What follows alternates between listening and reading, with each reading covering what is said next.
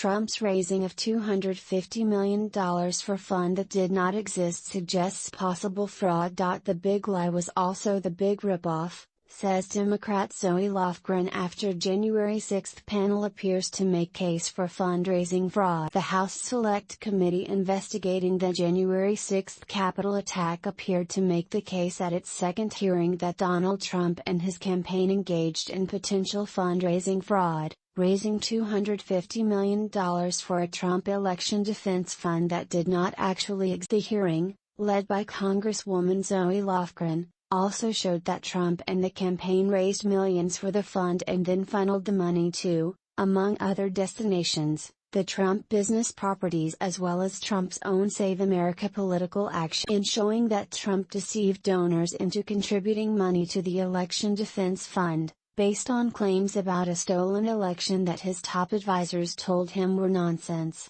the panel suggested Trump engaged in potential fraud as well as other violations of the Select Committee said through filings and other evidence. It found the Trump campaign raised $100 million in the first week after the election and overall raised about $250 million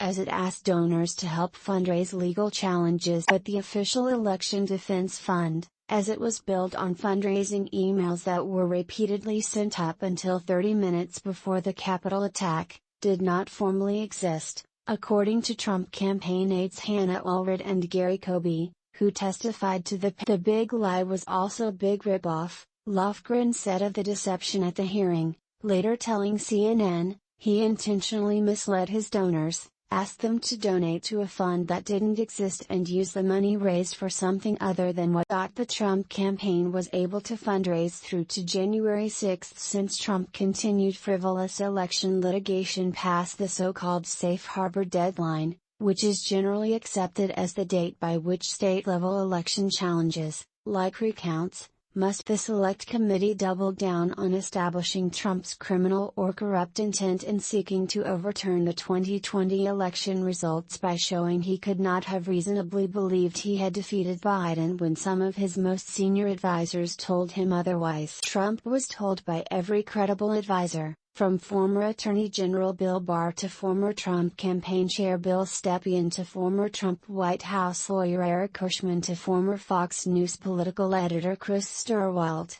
that the election was not. The admissions by Trump's top officials are significant as they could put federal prosecutors one step closer to being able to charge Trump with obstructing an official proceeding or defrauding the United States on the basis of election fraud claims he knew were false. The Select Committee in short made the case that if Trump is ever charged, he could not use the defense that he acted in potential criminal ways because he earnestly believed there was election fraud because he was told otherwise, the doctrine of willful blindness. At the second hearing, the Select Committee also revealed a new piece of information, that Trump falsely declared victory on election night at the White House at the insistence of his attorney Rudy Giuliani, and against the advice of every other president. The former president had infamously claimed on election night that frankly, we did win this election even though no winner had yet been announced, as a number of the most closely contested states were still counting millions of mail. How Trump came to falsely declare victory on election night was not exactly clear,